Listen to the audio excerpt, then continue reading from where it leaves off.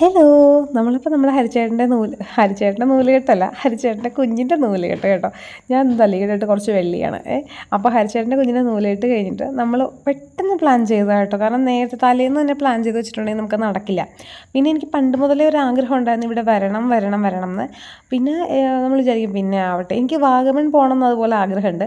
കാരണം ഇപ്പോൾ ഭയങ്കര തണുപ്പൊക്കെ ആയതുകൊണ്ട് അടിപൊളിയായിരിക്കും എന്നിങ്ങനെ ഒരു പ്രതീക്ഷയുള്ളതുകൊണ്ട്. അപ്പോൾ ഇപ്പോൾ പോകുന്നത് എങ്ങോട്ടാണെന്ന് വെച്ചാൽ ഈ സ്ഥലം കണ്ടപ്പോൾ വന്നവർക്ക് മനസ്സിലായിട്ടുണ്ടാവും ഇത് ഇല്ലിക്കക്കല്ലാണ് കേട്ടോ. ഇല്ലിക്കക്കല്ല് കാണാൻ വേണ്ടിയിട്ട് ജസ്റ്റ് ഇവിടെ ടിക്കറ്റ് എടുക്കണം. എൻട്രി പാസ് എന്തോ 20 ഉണ്ട്. പിന്നെ ഈ ജീപ്പിൽ യാത്ര ചെയ്യണമെങ്കിൽ ചെയ്യാം, ഇല്ലയെന്നുണ്ടെങ്കിൽ നടന്ന് കയറാം. പക്ഷേ നമുക്ക് നടന്ന് കയറാനുള്ളൊരു ബുദ്ധിമുട്ട് കാരണം ചിഹ്നമൊക്കെ വെറുതെ അലമ്പാന്നേ. ഇത്രയും അങ്ങ് നടക്കുമ്പോൾ തന്നെ അയ്യോ നോക്കാം. എന്നാൽ ഈ പ്രായമായ 2 പേർക്ക് ഒരു കുഴപ്പമില്ല.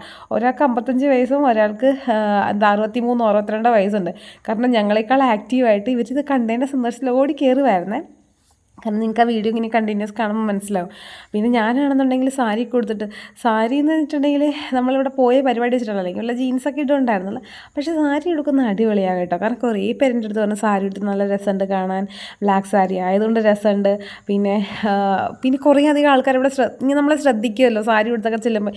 ഈ കല്ലിലും കുന്നിലും ഒക്കെ കയറാൻ ആരെങ്കിലും സാരി എടുത്ത് വരുമോ ആ ഒരു ഇത്. പിന്നെ അമ്മയെന്നൊക്കെ പറയുമ്പോൾ ഓൾറെഡി നാട്ടുകാർക്ക് മനസ്സിലാകും അവർ ചിലപ്പോൾ സാരി ആയിരിക്കും സ്ഥിരം എടുക്കുന്നത്. ഞങ്ങളൊക്കെ കുറച്ച് യങ് ആയതുകൊണ്ട് പിന്നെ എൻ്റെ ഈ ജിമുക്കും കോസ്റ്റ്യൂമും മാലയൊക്കെ കാണുമ്പോഴത്തേക്കും എല്ലാവർക്കും മനസ്സിലാവും നമ്മൾ വേറെ എവിടെയോ പോയിട്ടാണെന്ന്. എൻ്റെ മുഖം കാണുമ്പോൾ നിങ്ങൾക്ക് മനസ്സിലാവുള്ളൂ. എനിക്ക് ഭയങ്കര സന്തോഷമായിരുന്നു എന്നുവെച്ചാൽ എനിക്കിങ്ങനെ ഈ മഞ്ഞുള്ള സ്ഥലങ്ങളിൽ പോകുന്ന തണുപ്പുള്ള സ്ഥലം, എനിക്ക് ഒത്തിരി തണുപ്പ് പറ്റില്ല, എന്നാലും എനിക്കിങ്ങനെ തണുപ്പുള്ള സ്ഥലങ്ങളിലൊക്കെ പോകുന്നത് ഭയങ്കര ഇഷ്ടമാണ്. അപ്പം ഞാൻ എപ്പോഴും ഇങ്ങനെ തുള്ളുമ്പോഴത്തേക്കും ചിന്ന പറയും ഇതിലും അടിപൊളിയാണ് കുളു മണാലി എന്ന്. കാരണം പുള്ളിക്കാരി മാത്രമേ ഞങ്ങളുടെ കൂട്ടത്തിൽ കുളു മണാലി പോയിട്ടുള്ളൂ. അതുകൊണ്ട് ഞങ്ങൾ ഇതുപോലത്തെ ഏതെങ്കിലും ട്രിപ്പിന് പോയിട്ടുണ്ടെങ്കിൽ അപ്പം തന്നെ ഒരു അരമണിക്കൂർ കുളു മണാലിനെ പറ്റിയിട്ടൊരു ചർച്ച നടത്താറുണ്ട്. ഞങ്ങളിപ്പോൾ കേട്ട് മടുത്തു, അത് വേറെ കാര്യം കേട്ടോ. പിന്നെ 8000 രൂപയുടെ സാരി എടുത്തു. നനഞ്ഞാലും സാരമില്ല, എനിക്ക് എങ്ങനെ വേണമെങ്കിലും നിങ്ങളുടെ വരണം എന്ന് പറഞ്ഞിട്ട് ഞങ്ങൾ ഒരു ആൻറ്റി നല്ല സാരിയില്ല വരണ്ട, മഴ പെയ്ത നാശം കുഴപ്പമില്ല, എൻ്റെ 8000 ആയാലും എനിക്ക് പ്രശ്നമില്ല, ഞാൻ നനഞ്ഞാലല്ലേ അത് കുഴപ്പമില്ല എന്ന് പറഞ്ഞിട്ടാണ് തൻ്റെ മൂല്യം ഞങ്ങളുടെ വരണം കേട്ടോ. അതും ഹീലിൻ്റെ ചെരുപ്പൊക്കെ കിട്ടി മല കയറുക എന്ന് പറഞ്ഞാൽ എനിക്ക് കുറച്ച് ടെൻഷനായിരുന്നു കേട്ടോ. ഞാൻ നൈസായിട്ട് പിന്നെ പുള്ളിക്കാരുടെ പുറകിൽ നിന്ന് മാറി. കാരണം ഇതെങ്ങാനും ഉരുണ്ട് വീണ് കഴിഞ്ഞാൽ പിന്നെ എൻ്റെ മേത്തോട്ടല്ലേ വീഴുള്ളൂ. അങ്ങനെ പിന്നെ ഈ കോട ആയതുകൊണ്ടുണ്ടല്ലോ ഞങ്ങൾക്ക് അപ്പുറം നിൽക്കുന്നൊന്നും കാണാൻ പറ്റില്ല കേട്ടോ. അതാണ് വാസ്തവം. അമ്മാതിരി തണുപ്പും അമ്മാതിരി കോട. അത് കഴിഞ്ഞപ്പോഴത്തേക്കും സഡൻലി അങ്ങ് മഴ പെയ്തു. മഴ എന്ന് പറഞ്ഞിട്ടുണ്ടെങ്കിൽ ഇടിച്ചു കുത്തിയുള്ള മഴ. ഭയങ്കര രസമാണ് കേട്ടോ. പക്ഷേ ഭയങ്കര വേറൊരു ഫീലിങ്ങാണ് മഴയൊക്കെ പെയ്തു കഴിയുമ്പോഴത്തേക്കും.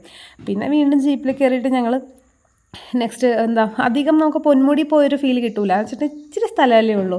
പൊന്മുടി നമ്മളൊരു വാസ്റ്റ് ഏരിയയിൽ നമുക്ക് കുറച്ച് അഡ്വഞ്ചറായിട്ടൊക്കെ തോന്നിക്കും. ഇത് കുറച്ച് മലയല്ലേ ഉള്ളൂ.